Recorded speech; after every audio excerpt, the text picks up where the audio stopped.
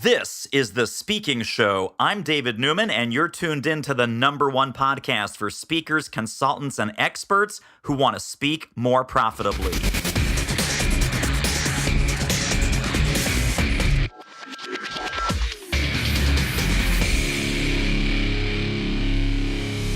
All right, Jon Schumacher, fabulous to have you on. Amazing. The webinar guru, the webinar master. So let's go right to the meat. I know that you're a nuts and bolts, high content kind of guy. Tell me, why do you think webinars are important? How do they plug into our speaker expert business? Yeah, thanks again for having me, David. And I appreciate this question very much because I do get this question a lot. And that's always the starting question is why, right? Why are we doing something as a speaker, as an expert, as a course creator, as somebody who has gifts to really share with the world, right? As much of your audience does. It's a great question. And so webinars are great for a number of reasons. A lot of them are business. A lot of them are personal, right? So webinars are the #1 lead generation tool. They've been voted the #1 lead generation tool for a number of years now. So if you're looking to sell your books, your courses, your software, your coaching programs, you need to get new leads, new people in front of you. So webinars are a great way to get qualified leads in front of you so they can experience you at a visceral level, right? I mean, that's I think the key difference with webinars versus even a podcast where people can hear you. It's very intimate, but when you can see you and experience you and be taught by you and instructed by you live right in front of their own eyes, they get a chance to really get to know you. In fact, the Content Marketing Institute lists webinars is right behind in-person events, only as far as sales effectiveness goes and connection goes. So webinars are great for bringing in new business, for selling your products and services, right? The highest converting online medium for selling a course, a program, a coaching program, anything like that. But they also can be used to conduct sessions, right? Like group coaching sessions, non-pitch webinars to other people's audiences, roundtable discussions with other experts. I like to say that webinars are like a telephone. You can use them however you want, right? You don't have to just sell on them. You can also fulfill your group coaching programs or interview other experts like we're doing right now and this sort of thing. And so it's a great way to build your audience, to build visibility, to build more leads, to build more sales, and to build more rapport with your audience. It really is the next best thing to being in person with somebody. That is such a great point. Now, I'm going to take a little jumping off question here because you mentioned about using your face and voice. A lot of folks do webinars and they just use slides. Yes. And they don't show their face before, after, or during. Is that a mistake? It depends on what you're comfortable with, right? I mean, some people are deathly afraid of being on camera, right? And so for them, I recommend that they just start with slides up then, right? I mean, whatever you can do to remove the friction to getting you towards something that's moving the ball, the momentum, right? I mean, we often don't hit a home run our first at bat, but we want to create momentum when we're doing something new. So if you're new and you're listening to this and you're scared to put your face on camera, that's fine. Start with slides. Now, I do recommend at some point, if you can gather up the inner being, the inner courage to put that lovely face of yours on camera, because that just gives people even a further sense of who you are and another human sight to experience you through and to see you through that kind of a lens. And I think it does add that personal flavor to you. And that's why video is so powerful, right? I mean, I've done over 700 YouTube videos. I put a lot of my face out there. And I think that's why people who are in my audience know me. And so, yes, I do think it's not a mistake, but it's something that I think adds a little bit to it, but it's not required. Got it. Fantastic. Now, so speaking of resistance and getting our inner courage up, why do you think most people don't do webinars? What are some reasons that people have been avoiding or hiding in the closet? Yeah, so there's a few reasons, and I think misconceptions that people have. One is the technology. They're afraid, like, oh, I'm not a techie person, and neither was I when I started, really. I'm still not that much of a techie person. I started hosting webinars. I had no computer background, no business background, no audience, and still jumped in and got it going. So, and really, the technology is only getting easier. It's only getting less expensive. I mean, to do what we can do today, having 1,000 people on a webinar from people all over the world would have cost you a lot of money just even a few years ago. So the barrier is coming down as far as cost, as far as the need to have a lot of complicated systems. It is getting easier. So that is a mistake that I think people have in their minds is that you need all this expensive and complicated equipment. I mean, right now, I literally have just a couple lights on, an $80 microphone in my laptop, and that's it, And so imagine having your own broadcasting station where you can reach your ideal audience all over the world from the corner. I mean, I'm sitting in my basketball shorts right now, and it's like at home, enjoying myself. And so that's the power of webinars as well. So that's one hang up, is the technology. Another one is that they need a product or service already to sell. You don't have to yet if you're looking to sell online courses or group coaching. I mean, I've pre-sold 6 different programs with webinars and actually used the webinar to sell it, to actually create it, to actually, add components to it, to actually create a group coaching program, which, by the way, you can do group coaching online with webinars. And you can also launch a group coaching program and repurpose the recordings of those into an on-demand version of it too. So I see that a lot too, is, I can't do webinars yet. I've been working for 6 months on my perfect course and it's not done yet. Like, oh boy, like you see that a bunch of time from a lot of content creators. Webinars are a great way to validate and get it out into the market. And then finally, I think it just comes down to fear. People are scared, and I still struggle with this myself. Putting yourself out there is scary. And some people in your audience may be a little further along that journey than others, but just, what am I going to teach? What if I say the wrong thing? There's a lot of fear of criticism, as Napoleon Hill puts it in his great book, Think and Grow Rich. Fear of criticism is one of the most powerful fears we have as people, that paralyzes us. And so I think it's a combination of false beliefs and misconceptions, and also deeper fears that people have. Yeah, for sure. And I know one of the fears might even be ego, right? What if nobody shows up? Yeah. What if I throw this big, beautiful party? I've done all this prep. I've got my tech lined up. I've got awesome content, and I get crickets. So that's another form of fear, right? That is another one, that people have, is, if I host a webinar, how am I going to get people to show up? And it's a valid concern, of course. And a lot of us start at the beginning. We don't have the biggest audiences. And so when I started, I had very small, no audience, no list, no following, and slowly started building over time. So, again, webinars are great for building an audience. And so even if you're just starting, my first webinar where I offered a group coaching program, I had 30 people on there. That was it. But I still sold 10 spots into my program, and it was like, woohoo, so it is possible for you. You don't need a huge audience. Yeah, wow, that was a good day. So 10 sales on a 30-person webinar. Yeah. Very nice.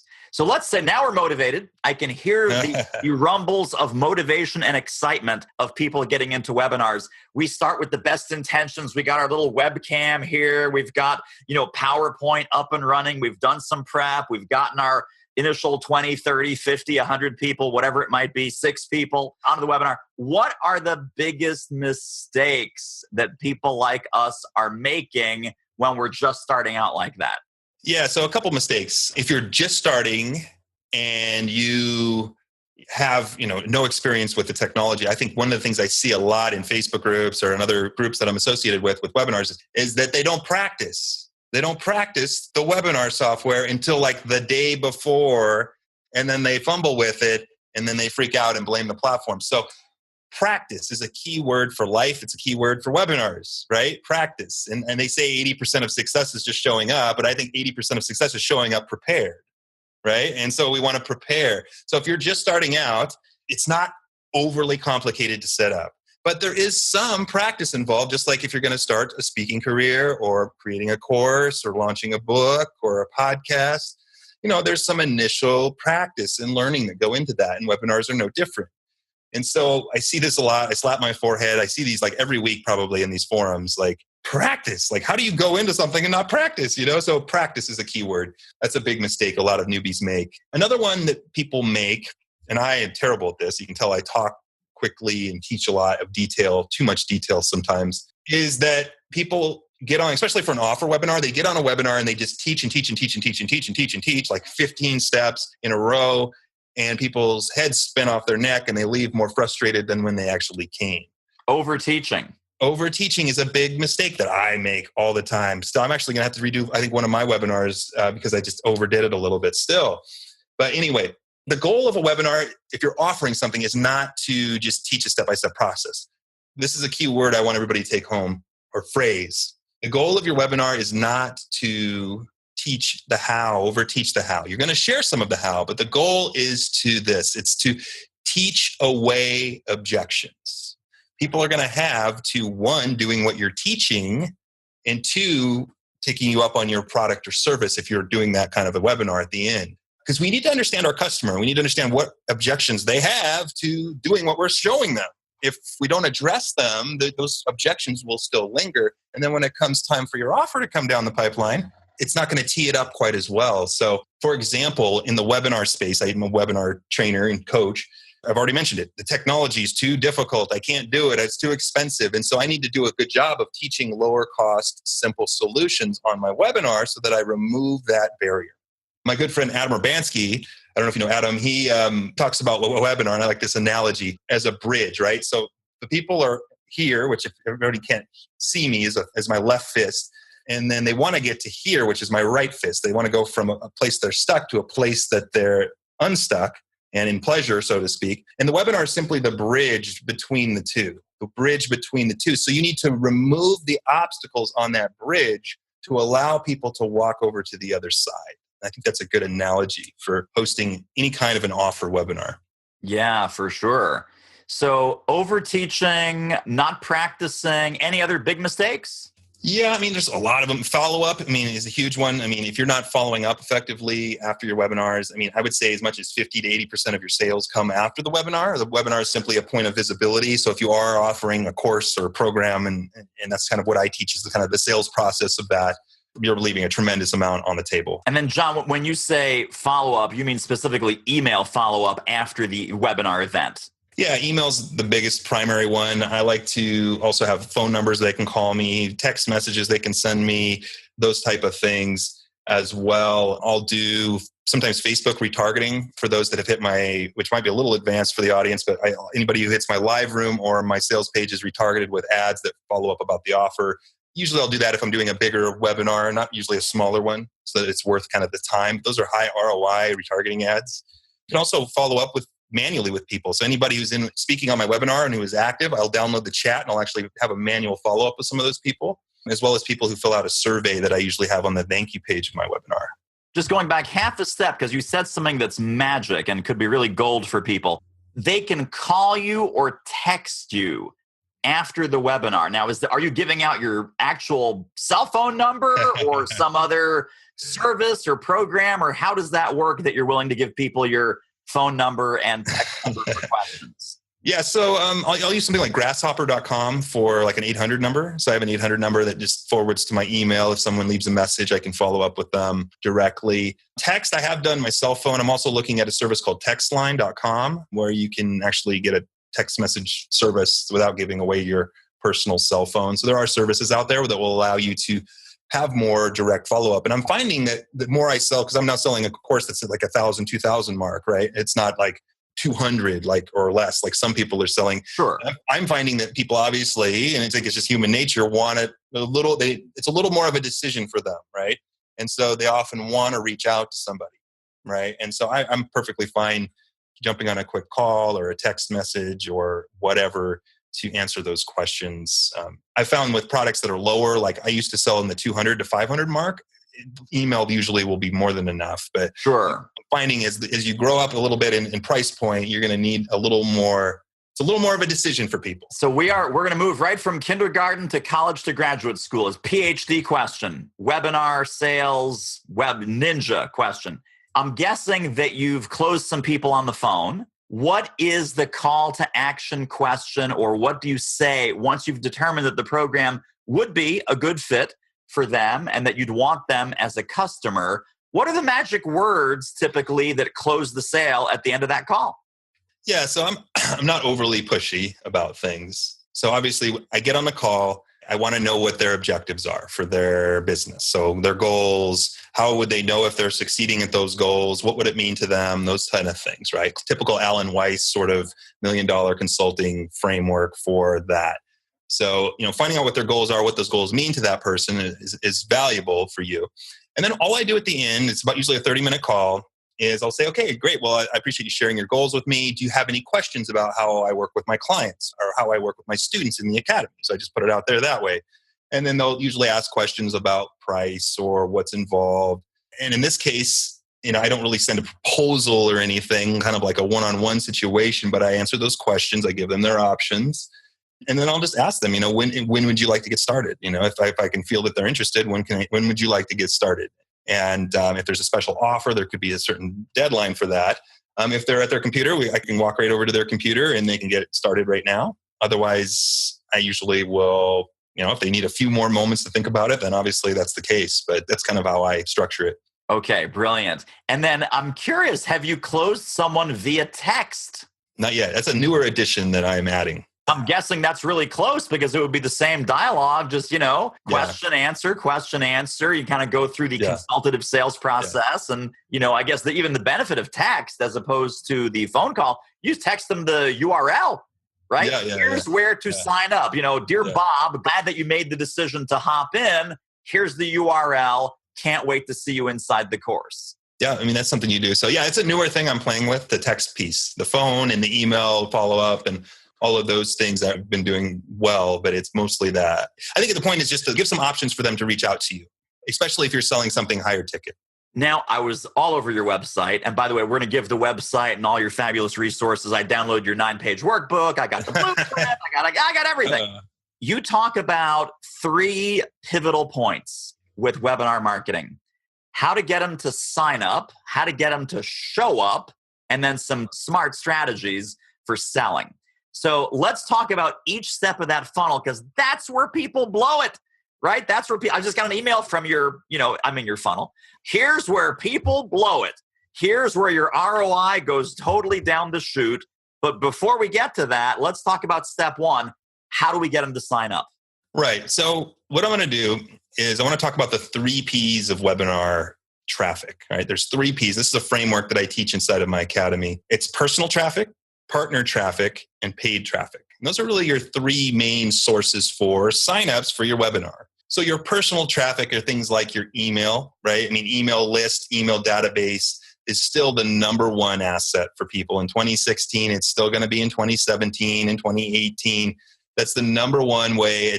Remember reading an article, email is 40 times more effective at driving sales than social media like Facebook and Twitter. It still is. And so people fight that and they worry about the declining open rates and click rates and all those things, which is true industry-wide. But if you individually are awesome, people are going to open your stuff. They do. So industry-wide, email open rates are dropping. Individually, not always for everybody.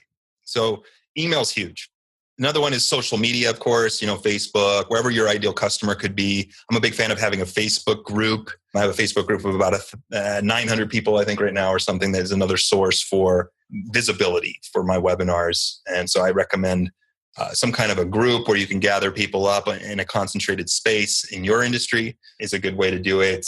And then website traffic is another one for your personal traffic. So you could have like hellobar.com. You could have a little link on there or an image or something that will allow people to sign up for your workshops, your webinars from your website too.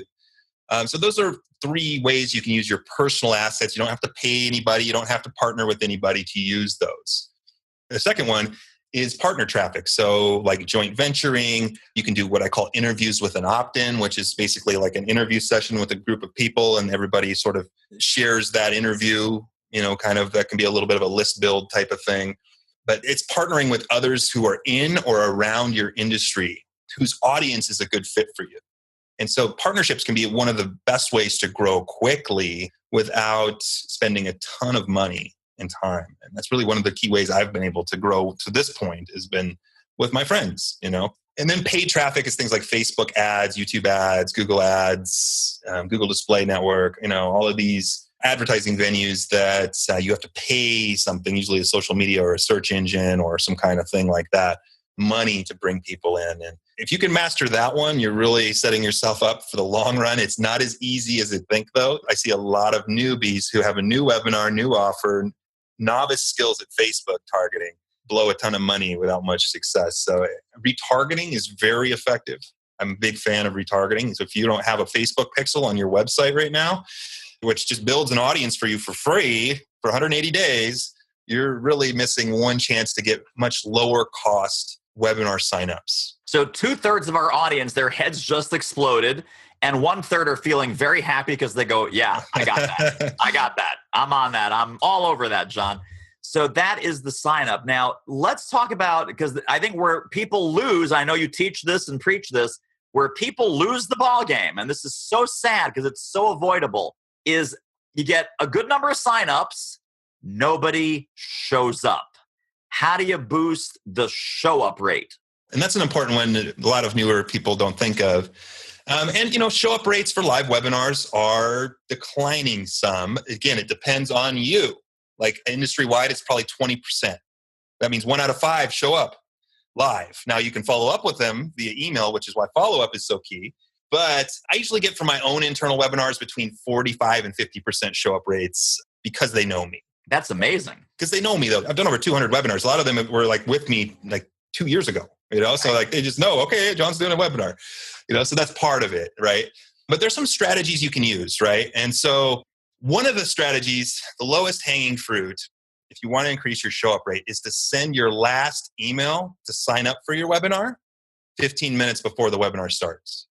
So like the closer you can mail to your list to say, hey, I'm hosting the webinar in 15 minutes, sign up here. The people that sign up at that point are exponentially more likely to actually show up because they have the space and time to come.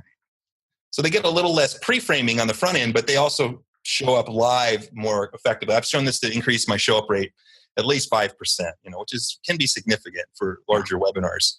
So promoting when you send your promotional emails matters. Another one is your thank you page. The thank you page after people sign up is the most underutilized page in the entire funnel, the entire process. This is a perfect opportunity for you to do what's called pre-framing or authority seating, as my friend Casey Zeman puts it, people who are going to come to your webinar. So a perfect chance to have a video possibly where you show your face, tell them what to do next, maybe do a little teaching. Perfect place for you to have either a download or a workbook or maybe a link to a blog post or podcast interview where they can start consuming you. The more you can get people to start consuming you before the webinar, the more likely they are to not only show up, but show up and thinking you're somebody and that you can help them. And that's really what's key. Who cares how many people show up? It's how many people show up, the right kind of people, and how well are they, engaging with you, and are they going to become a potential customer and those type of things. So the thank you page is a huge opportunity to pre-frame. You can do SMS, which is text message reminders with something like Twilio.com. You can do Facebook reminder retargeting, which is more advanced. Now, if you're just starting, don't do this. You can remind people in the newsfeed who've signed up for your webinar, hey, we're doing it, or here's a blog post, or here's some other content you can consume. So there's several ways to improve that. Email follow-up before the webinar, right? So people sign up. I like to send them a series of an email or two, at least, with, again, content like blog posts, helpful tips. I want them to consume me before they even get to the webinar. So that's the big one. Yeah, for sure. Now, do you think that having some sort of handout or workbook is really pivotal to their engagement or show up rate or sales numbers, or have you tried it both ways? Any feedback on workbook versus no workbook? I've done it both ways. I haven't seen a huge difference in conversion sales, like those type of things. I think it can help with the show up rate a little bit. I mean, I don't have hard data on that, like across a bunch of things, but sure, it seems that that's the case.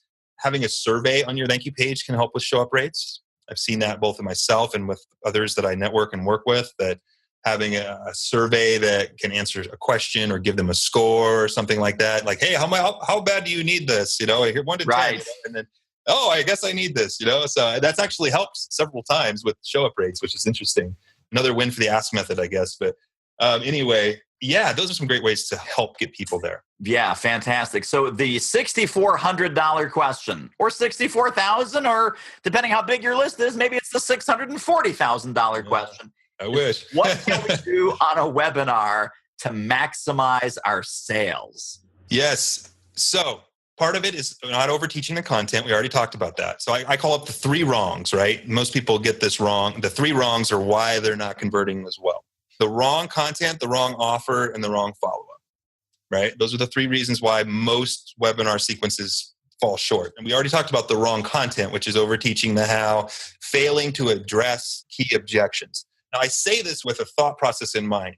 What I'm saying there about teaching away the objections applies to what are called front-end webinars. So people that are new to you, people that are maybe newer to what you're teaching, they're the ones that have these objections. Now, I'll use a different kind of webinar towards the back end of my customer journey or my funnel. If you go to look at my evergreen webinar, it doesn't do a lot of teaching away objections. It goes through more teaching and details and things and all of those pieces, probably more than I should. But anyway, so there's a different mindset. There's webinars on the front end and the back end, and that may not make sense to some people, but those are different mindsets of where people are in your journey together. So the wrong content. The wrong offer is another one. Most people get really sheepish and they just have like one slide and they just go, and this, you're going to get 6 videos and 4 PDF downloads and, all this stuff. And the last thing anybody wants is more stuff to read or watch. What they do want is a transformation though. So we need to do a good job of what I call pre-answering buying questions and tying features to benefits. So buying questions like, what is this? Will this work for me? Why are you any different than anything else that's out there? What am I going to get? Why does this benefit me? What if I don't like it? So those are all the components of an offer, right? The guarantee, the case studies, the features and benefits, the USP, the why this is different kind of program. You need to be able to position yourself differently than the market. Otherwise, you're going to fall short. So my positioning is a support positioning. And I position all the bigger gurus as too big to help them, right? Yeah. And it works. And then finally, the wrong follow-up. We talked about that a little bit already, sending out follow-up emails. I usually send between 8 and 12 emails over a 4 to 5 day period after the webinar is over. So that's kind of what I do. Yeah, fantastic. So Jon, I got to ask you, this is a big webinar controversy. I know that this is totally within your expertise and you teach and preach a certain philosophy about this. If we're doing a recorded webinar or an evergreen webinar where we're not really there, is there some ethical requirement that we tell people, hey, we're not really, this is recorded, this is archived, this is not really live? Because you sometimes see these webinars and they look live and you hear people buying or you hear people's questions being answered, but it's recorded and there's never been any kind of clue that it is live or isn't. What's your take on that? Yeah, so my take, I think, is really no decision. It's to always be upfront with people, right? I mean, you never want to be like trying to pull one over on somebody or those type of things. So yes, there's software platforms out there that make it look very live. So I go out of my way to make sure that they know that it's not. Like my evergreen webinar right now, it's called an on-demand workshop. I think it's pretty clear what it is, right? It's not like a webinar by itself. I'm conscious of letting people know up front that it's not live. I'll even put that in the email copy sometimes, like, hey, I'm doing an on-demand webinar. You're welcome to watch it here, those type of things. I also will disable a lot of the features that make it look live on an evergreen webinar. So I don't have the chat running. I don't have all of those pieces in there so that you think that it's live. And I've actually not seen any drop-offs or anything. In fact, people know when it's not live. They do. Most people do. Yeah. And if they don't know, they might not be your ideal customer, depending on what industry they're in, Yes, for sure. So just be upfront with people. Don't lie. Don't treat people like they're stupid. Play the long game. I'm interested in playing the long game. If my sales conversion rate drops 1% because I didn't make it look live, I don't care. Right. How about things like countdown timers? And again, when you're going through even a recorded webinar, you say, hey, this closes on October 30th. But if I opt in next month, it might close on, January 5th or whenever. Because we have to balance integrity with urgency. Yes. And I know that we all walk that line, right? Because you want people to buy. You want people to buy now. You want to have some time-bound incentive. How does that factor into it? This is something I think about a lot, right? I'm always, like you say, there is a balance between, we need people to make a decision because people are terrible at that, right? But we also have to stay true to what we're saying if we can't be false about it. So I don't use countdown timers on the webinar. I use them afterwards in the email follow-up. I have a program called Deadline Funnel. DeadlineFunnel.com allows you to basically, as soon as people sign up for my webinar, their browser is pixeled, and then I have it 4 days afterwards where they can take advantage of that special offer. At the end of that period, if they don't, the software redirects them to the normal page. So I can take down the special offer on autopilot without having to manually go in there. Otherwise, it is hard, right? Like if you don't have a software like that with an evergreen webinar, how do you set it up so that you have authentic deadlines without driving yourself mad trying to like manually time everything or have an assistant do that, right? So that's how I do it. Right. It's like old school, right? We had back in the 1990s, staying up until midnight or 2 a.m. to make sure that you have the last bid on that eBay item. You don't want to do that. No, and it's impossible, especially if you're getting a lot of traffic. Right. You can't shut stuff down for everybody, you know? So you have to have, if you're going to do evergreen webinars, that's really the only way I know of that can like say, okay, it's all automated. It's all like telling the truth throughout the entire process. Well, so such great content and fantastic deep dive into webinar, not just 101, it's like 201, 301. We threw in all kinds of stuff. So Jon, tell people how they can get connected to you and stay connected to you. Website, resources, what do you got for us to become better webinar marketers? Yeah, so my primary website is just my name, jonschumacher.com. That's Jon, no H, so Jon, and then Schumacher is SCHUMACHER.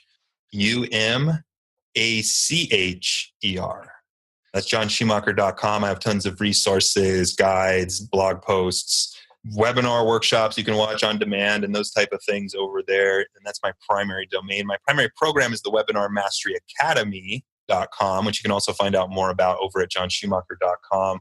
And I'm also the host of the Webinar Mastery Summit.com. So I have a lot of the mastery theme in without my webinar stuff. Just kind of ended up that way. But that's how you can find out more about me. Just go over to jonschumacher.com, or you can just Google my name. That'll come up, jonschumacher.com, or Amazon. I have an Amazon bestselling book. You can put my name in there to connect with me. Fantastic. All right. Well, Jon Schumacher, this has been fantastic. Thank you for this deep dive into smart and ethical webinar marketing. You are awesome. And again, there's going to be resources. We'll link to this, of course, but it's jonschumacher.com. We'll get you the right spelling. It'll be a link. You just click on the link, and that's how to get connected and stay connected to Jon. Thank you again, my friend. This was awesome. Thank you very much for having me, David. It's an honor to speak to you and your audience, and hopefully everyone found it valuable. Well, that wraps up another episode of The Speaking Show. Hey, tell you what, if you like us, rate us and review us on iTunes. Subscribe. Tell a friend. Go grab the notes and downloads and extras at thespeakingshow.com. See you next time.